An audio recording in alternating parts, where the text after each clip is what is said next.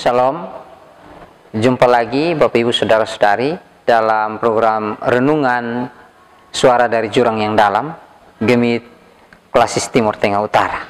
Kita akan merenungkan firman Tuhan hari ini dari kitab Keluaran pasal 11 ayat 1 sampai dengan pasal 12 ayat 15. Di bawah terang tema dibebaskan untuk membebaskan dan memberdayakan. Sebelum kita membaca dan merenungkan firman Tuhan, mari kita sama-sama menghadap Tuhan di dalam doa. Kita berdoa. Ya Tuhan, ya Allah kami, kini waktunya kami mau membaca dan merenungkan firman-Mu. Dalam kesadaran akan segala kekurangan dan keterbatasan kami mohon kuasa Roh Kudus memampukan kami untuk membaca, merenungkan firman Tuhan, memahaminya dan memeliharanya dalam hidup kami setiap hari. Berfirmanlah bagi kami ya Allah, karena kami siap untuk mendengarkan. Di dalam nama Yesus Kristus Tuhan, firman yang hidup kami berdoa. Amin. Bacaan firman Tuhan yang saya jadikan dasar untuk perenungan firman Tuhan hari ini, saya pilih dari Keluaran pasal 12 ayatnya yang ke-13 dan 14. Demikian bunyinya. Dan darah itu menjadi tanda bagimu pada rumah-rumah di mana kamu tinggal. Apabila aku melihat darah itu, maka aku akan lewat daripada kamu.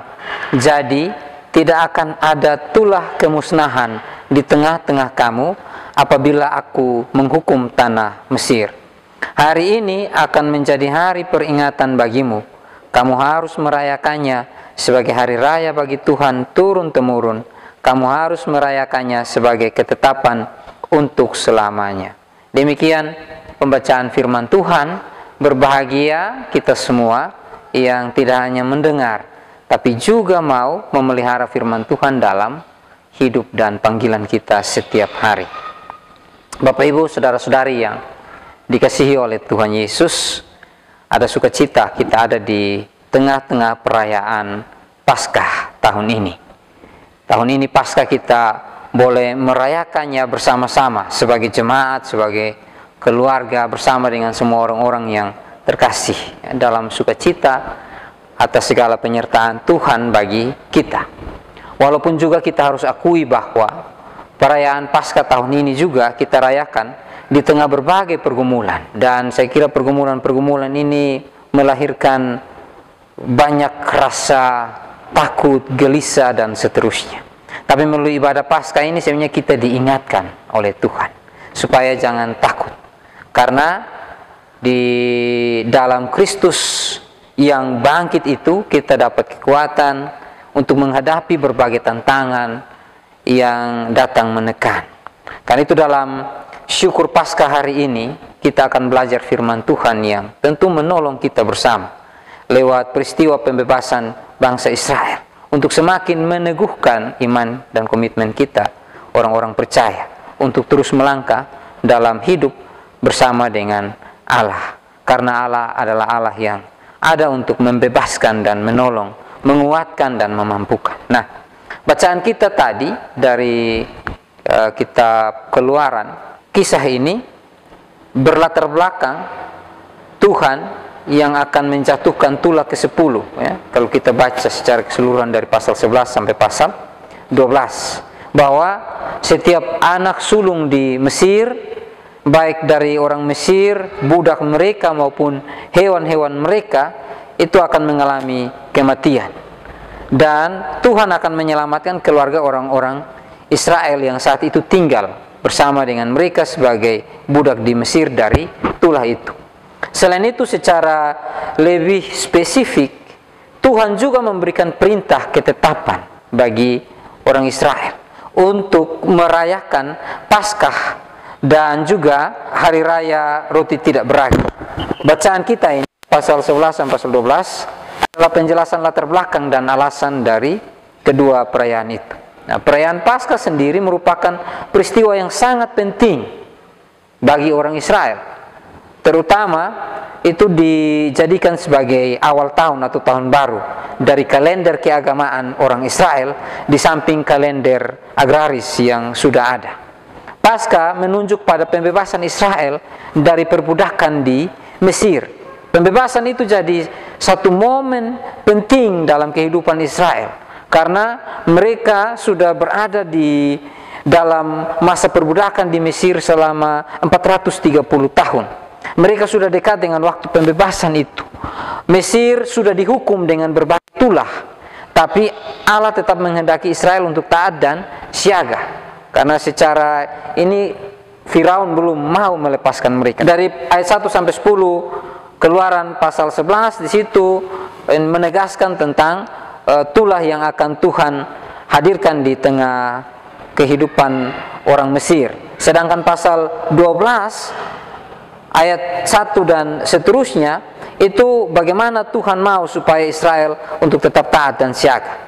Ayat 1 sampai 11 menggambarkan beberapa aturan yang dibuat dan harus ditaati oleh umat Israel agar mereka selalu mengingat kasih Allah. Ayat 12 sampai 13 menggambarkan makna dan dari aturan-aturan yang Tuhan Allah perintahkan, dan ayat 14 sampai 28 itu berisi tanggung jawab Israel untuk meneruskan dan mengajarkan ketetapan Allah bagi generasi dan keturunan selanjutnya. Apa yang Israel lakukan akan menjadi peringatan sekaligus ucapan syukur yang harus selalu dilakukan untuk mengingat kasih Tuhan bagi Israel. Bahwa untuk meluputkan keluarga Israel dari kematian anak-anak sulung, tulah ke-10 Tuhan memerintahkan mereka untuk menyembelih seekor domba atau kambing. Anak domba atau kambing itu harus jantan, tidak bercelah, berumur setahun. Darah dari anak domba atau kambing yang disembelih itu harus dibubuhkan sedikit pada ambang pintu, pada daun pintu dan pada kedua tiang pintu. Pada malam itu, ketika malaikat Tuhan mulai menjelajahi seluruh tanah Mesir, kalau dia melihat tanda darah itu, dia akan melewati rumah itu dan tidak mengenakan tulah ke-10 kepada keluarga yang ada di dalam rumah yang ditandai itu. Nah, umat Israel sendiri mengalami kuasa pembebasan Tuhan. Pembebasan Israel bukan dilakukan dengan kekuatan mereka sendiri. Tuhan yang berkarya. Dan itu yang kita baca dalam bacaan kita. Karena itu, momen Paskah yang dirayakan oleh Israel merupakan perayaan akan pembebasan yang Tuhan Allah lakukan. Karena itu dalam tradisi kemudian kita membaca ada sekian banyak peraturan ketika masa raya Paskah itu dijalani oleh orang Israel. Termasuk soal bagaimana mereka memaknai pembebasan itu dengan turut berbagi dengan orang lain yang kemudian dikenal dengan tahun Yobel. Ada masa pembebasan orang dari utang dan seterusnya, bahkan tanah pun dibebaskan dari diolah. Itu tentang Paskah. Yang kedua, di situ juga bicara tentang hari raya roti tidak beragi. Bangsa Israel harus makan roti yang tidak beragi selama 7 hari lamanya setelah hari raya Paskah. Tidak boleh ada orang yang makan yang beragi dalam rumah selama waktu tersebut, baik orang Israel maupun orang asing yang tinggal bersama dengan mereka. Kalau aturan ini dilanggar, maka orang yang melanggarnya akan mengalami hukuman. Bandingkan dengan pasal 12 ayat 19. Pelarangan penggunaan ragi mungkin karena berlawanan dengan sifat makan dengan tergesa-gesa yang diperintahkan dalam kaitan dengan Paskah. Disebutkan di ayat 11, berikat pinggang, memakai kasut, dan memegang tongkat. Roti yang diberikan ragi itu akan membutuhkan waktu lebih lama sebelum bisa dimakan. Tapi tidak tertutup kemungkinan sebenarnya bahwa alasan untuk memerintahkan Israel tidak makan roti yang beragi agar mereka bisa menjaga kesucian saat mereka akan hidup di tengah bangsa lain yang menyembah berhala di tanah perjanjian. Kalau kita bandingkan dengan perjanjian baru, itu ragi disebut sebagai sesuatu yang mencemarkan. Nah, Bapak kasih Tuhan sekalian, kita baca bagaimana Tuhan bekerja di tengah-tengah kehidupan bangsa Israel sebagai umatnya, menunjukkan kuasanya dan membebaskan mereka dari perbudakan di tanah Mesir. Lewat peristiwa Paskah mereka diingatkan terus-menerus akan hal itu. Nah, apa pesan yang bisa kita pelajari? Pemahaman kasih Tuhan sekalian, perayaan Paskah adalah peringatan bagaimana Allah menyelamatkan Israel dengan mengeluarkan mereka dari perbudakan bangsa Mesir melalui tulah ke-10. Anak sulung, orang-orang Mesir, budak dan ternak mereka mengalami kematian. Oleh karena darah anak domba yang dioleskan di ambang pintu dan 2 tiang pintu rumah, keluarga Israel terluput dari tulah yang mengerikan tersebut. Allah menggunakan peristiwa ini sebenarnya untuk meletakkan dasar ajaran tentang penebusan oleh Yesus. Karena Yesus adalah anak domba Allah yang menghapus dosa dunia. Bandingkan dengan Yohanes 1 ayat 29 maupun ayat 36. Yesus adalah penggenapan dari domba Paskah yang disembelih di Mesir. Ia adalah domba Paskah yang sesungguhnya. Oleh kematian dan kebangkitannya, dosa manusia yang percaya kepadanya dan menerima karya kayu salib akan diampuni, dan mereka akan diselamatkan dari kematian kekal atau murka Allah. Allah melakukan hal yang ajaib bagi umatnya dalam Paskah melalui kematian Yesus Kristus. Allah melepaskan kita dari kuasa maut dan hukuman kekal akibat dosa. Allah kita adalah Allah yang berkuasa, yang mampu melepaskan kita dari kuasa maut. Ia pasti juga bisa menolong kita yang mengalami berbagai masalah. Namun lebih daripada itu, Paskah juga mengingatkan kita tentang apa yang telah kita lakukan bagi Tuhan dan sesama kita.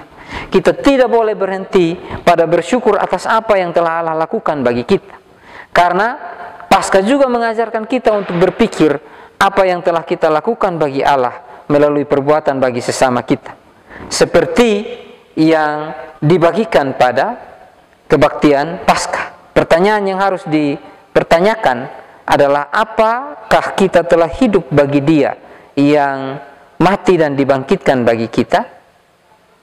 Mari kita belajar dari perenungan firman Tuhan ini untuk kita boleh menjadi orang-orang yang merayakan Paskah, yang mengalami pembebasan dan yang membawa karya pembebasan itu di tengah kehidupan kita setiap hari. Tuhan memberkati. Amin.